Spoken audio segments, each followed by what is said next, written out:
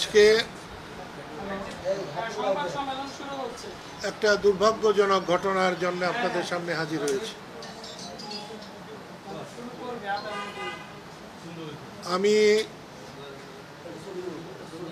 সারা জীবন যা জেনে এসেছি সেখানে হাদিস কোরআনে যেটা দেখেছি, কোনো মানুষ যখন নিজের জন্য কাঁদে, নিজের জন্য চিন্তিত হয়, তখন আল্লাহ তাআলা স্রষ্টা ভেবেও দেখেন না, তাকেও দেখেন না, কিন্তু অন্যের ব্যথায়, অন্যের কষ্টে কেউ যখন ব্যথিত হয় তখন আল্লাহ তাআলা বিব্রত হয়ে পড়েন। সেটার সমাধানের জন্যে কি করা যায় সে ব্যাপারে তিনি সাংঘাতিক বিচলিত হয়ে পড়েন। বিষয়টা আমার বাড়িতে গত রাতে 11টার পরে হামলা করেছে। কারা করেছে আমরা জানি না, কিন্তু 10-12 জন লোক, এবং তার মধ্যে মনে হয় বেশি বাচ্চা ছিল, ঢিল ছুঁড়েছে, গাড়ি ভেঙেছে।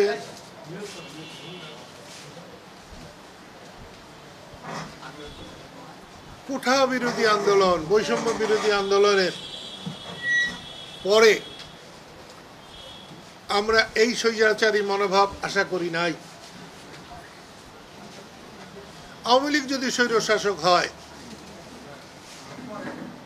তাহলে আজকের অ্যাক্টিভিটিস, কর্মকাণ্ড, তাকে আমরা কি বলে অভিহিত করব? শেখ হাসিনার সঙ্গে আমার দীর্ঘ 26 বছর, আমরা নতুন দল করেছি, রাত দিন সংগ্রাম করেছি। আওয়ামী লীগ আমাদেরকে বহু প্রোগ্রাম করতে দেয় নাই।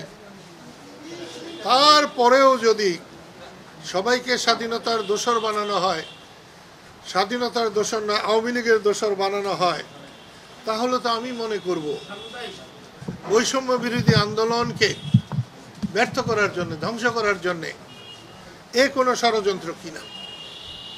সেই জন্য আপনাদের মাধ্যমে আমার বাড়ি ভেঙেছে, আরও ভাঙুক। বঙ্গবন্ধুর 32-এর বাড়িতে যখন গিয়েছিলাম আমার গাড়ি ভেঙেছিল, আরও ভেঙে যদি দেশে শান্তি স্থাপিত হয়, দেশের কল্যাণ হয়, আমি সবসময় রাজি আছি। আমি একটা জিনিস বুঝতে পারছি না, আমাদের বেসামরিক প্রশাসক এনায়েত করিমের মৃত্যুর মধ্য দিয়ে আমরা একটি স্মরণ সভা করেছিলাম। হাজার হাজার মুক্তিযোদ্ধা এসেছিল কাদেরিয়া বাহিনীর। তাদের সকলের পরামর্শে কাদেরিয়া বাহিনীকে আমরা সুসংগঠিত করার জন্য একটা প্রয়াস নিয়েছি।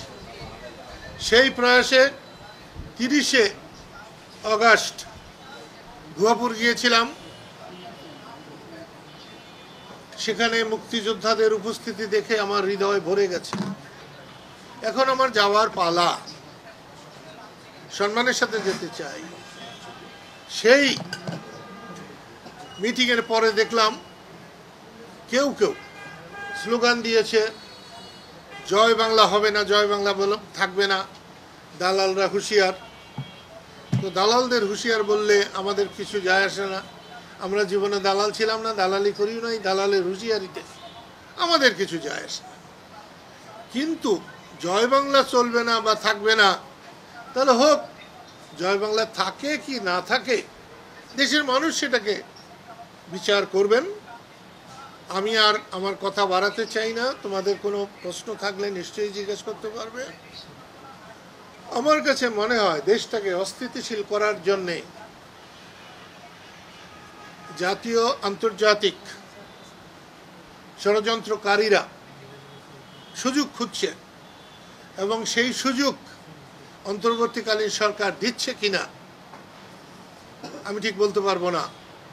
তবে এই সমস্ত আমার মতো মানুষের, যাকে রাষ্ট্র সর্বোচ্চ বীরত্বসূচক খেতাব দিয়েছে, একমাত্র বাঙালি, তার বাড়ি যদি নিরাপদ না থাকে, আমার সাধারণ গরিব দুঃখী মানুষের বাড়ি নিরাপদ কেমনে হবে?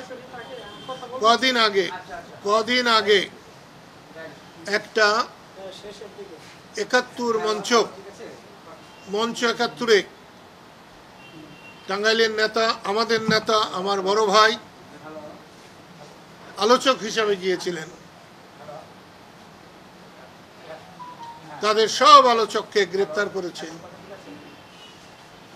যারা শ্রোতা গিয়েছিলেন তাদেরকে গ্রেপ্তার করেছে, কিন্তু যারা মব সৃষ্টি করেছে, যারা ওখানে বাধা দিয়েছে, তাদেরকে কিচ্ছু বলা হয় নাই। এটা একটা ন্যায় নীতির ব্যত্যয়, আইনের ব্যত্যয়।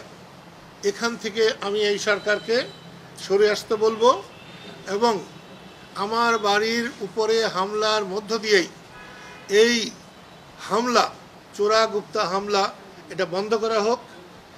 এইটা সরকারের কাছে আমার নিবেদন এবং দেশবাসীর কাছে আমার নিবেদন যে আপনারা জাগ্রত হন, রুখে দাঁড়ান। এই রকম অন্যায়কে সহ্য করলে পরবর্তী বংশধরদের জীবন, সম্পদ, সম্মান সবই হুমকির মধ্যে পড়বে। আপনাদের সবাইকে আমার পক্ষ থেকে, আমার দল কৃষক শ্রমিক জনতা লীগের পক্ষ থেকে এবং যেহেতু